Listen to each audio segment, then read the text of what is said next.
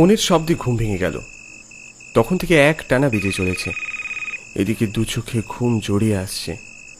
কিছুতে উঠে ফোন ধরার ইচ্ছে করছিল না, কারণ জানি ফোনটা কোথা থেকে আসছে।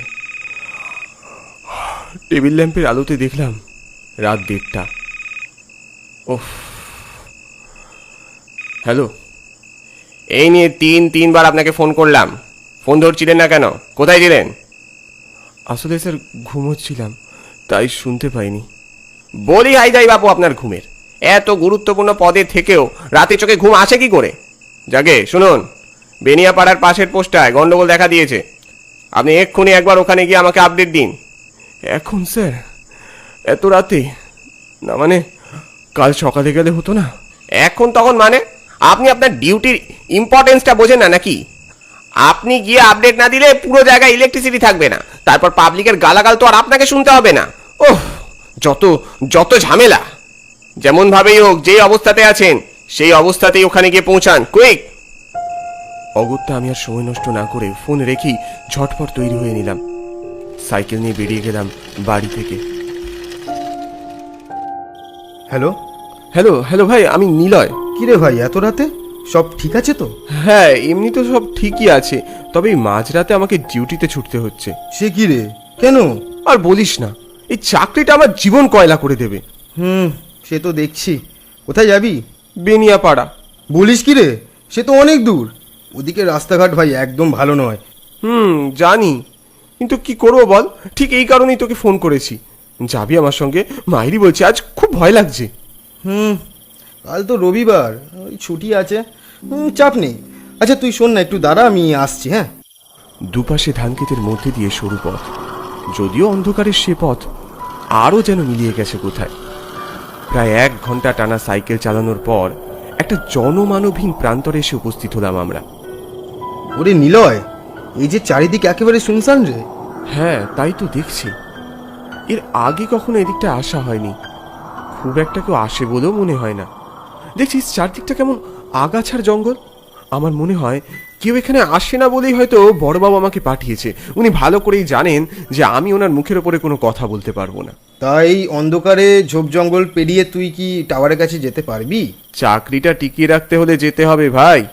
শোন, আমি ওপরে উঠছি, তুই সাবধানে আস্তে আস্তে সাইকেলটা নিয়ে নিচটায় দাঁড়া, যদি দরকার পড়ে আমি তোকে ডেকে নেব।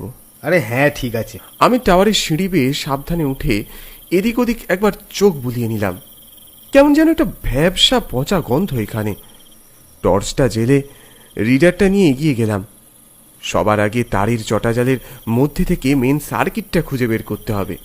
আর একটু এগিয়ে গিয়েই থমকে গেলাম আমি। দেখলাম একটা মরার শরীর ইলেকট্রিক পোলের সঙ্গে একেবারে গা ঘেঁষাঘেঁষি করে লেপ্টে রয়েছে। মৃতদেহটা বেশ কিছুদিনের বলে মনে হলো। শক খেয়ে মৃত্যু হয়েছে লোকটার। সারা শরীরের চামড়া পুড়ে কালো হয়ে গেছে। আমি ভয় চিৎকার করে উঠলাম, রনো রনো! এই এই কি হলো? এই নিলয়, কি হয়েছে রে? রনো রনো রনো, এখানে এটা কি? আরে কি হয়েছে বলবি তো? এখানে একটা ডেড বডি তারের মধ্যে জড়িয়ে আছে। মনে হয় শক খেয়ে মরেছে লোকটা। সর্বনাশ, কি বলছিস তুই? আরে এটা তো পুলিশ কেস ভাই। এ ভাই নেমে আয় ভাই, বেকার ঝামেলা ফাঁসিস না। হ্যাঁ, আমি আমি আমি এক্ষুনি আসছি। নেমে আসতে যাব, হঠাৎ করে মনে হলো মরাটা যেন নড়ে উঠল। আমি ভয় ভয় ঘাড় ঘুরিয়ে তাকিয়ে দেখলাম ওই শুকিয়ে যাওয়া মরাটা পোড়া দু চোখের পাতা খুলে যেন তাকিয়েছে।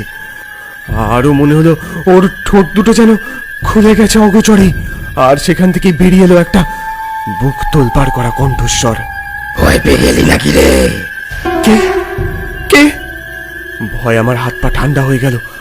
পিছনে ঘুরে কোনো রকমে পালানোর চেষ্টা করছিলাম, বাজখাই গলায় সে মৃতদেহটা চেঁচিয়ে উঠলো যেন। কোথায় যাচ্ছিস? আমাকে ছেড়ে দিন, আমি কিছু করিনি। কিচ্ছু করিসনি জানি তো, এবার করতে হবে। আমাকে এখান থেকে উদ্ধার কর, এক্ষুনি আমাকে এখান থেকে নামা। তার এই হুমকি যেন আমার কানের ভিতর গরম সীসা ঢেলে দিল। উদ্ভ্রান্তের মতো ছুটে নিচে নামলাম। কোথাও পালাতে পারবি না, কোথাও না। নিচে নেমে দেখি যেখানে রণ দাঁড়িয়েছিল সেই জায়গাটা ফাঁকা। সাইকেলটা কোথাও দেখতে পেলাম না। রণ এই রনো, রনো ভাই, আমাকে বিপদে ফেলে কোথায় চলে গেলি? ওকে খুঁজে পাচ্ছিস না তো? আমি বলেছিলাম না কোথাও যেতে পারবি না। এবার আয়, আমাকে উদ্ধার কর, আমার শরীরটাকে শান্তি দে। আমার আর সেখানে দাঁড়িয়ে থাকার একটু ক্ষমতা ছিল না। মনে মনে ভীষণ রাগ হলো রনোর উপর। বেটা বিপদের আজ বুঝে আমাকে একা রেখে কোথাও পালিয়েছে। এখন আমি একা একা যাই কোথায়? একদিকে ধুধু প্রান্ত আর অন্যদিকে মৃতদেহের শিহরণ জাগানো চিৎকার। দিক বিদিক জ্ঞান শূন্য হয়ে আমি ছুটতে শুরু করলাম। ঠান্ডা কনকনে বাতাস কাঁপিয়ে দিচ্ছিল আমার সারা শরীর। মনে পড়লো পকেটেই তো একটা টর্চ আছে। টর্চের আলো কুয়াশা ভেদ করে ছড়িয়ে গেল অনেক দূরে। এটা কি? সামনে ওটা একটা বাড়ির মতো দেখা যাচ্ছে না? আমি কি ঠিক দেখছি নাকি সবই চোখের ভুল? আর একটু কাছে এগিয়ে গিয়ে আরো ভালো করে দেখলাম। না না না, চোখের ভুল নয়। আকাশের বুক অব্দি লম্বা একটা অট্টালিকা, গাছের ফাঁক ফোকর দিয়ে উকি মারছে সেটা। তবে ঠিক বসত বাড়ি বলে মনে হলো না সেটাকে, মনে হলো কোনো খামার বাড়ি। এত রাতে থাকার মতো একটা আশ্রয় তো পাওয়া গেল। ভিতরে গিয়ে একবার দেখি যদি কাউকে পাওয়া যায়। সুবিশাল লোহার গেট ঠেলে ঝোপ জঙ্গল আগাছা পেরিয়ে এগিয়ে গেলাম সদরের দিকে। দরজায় টোকা মারতে গিয়ে দরজাটা বিকট শব্দে হাট হয়ে খুলে গেল। কেউ আছেন? কেউ আছেন? বাইরে ভীষণ ঠান্ডা। আজ রাতটুকুর জন্য যদি আশ্রয় পাওয়া যেত।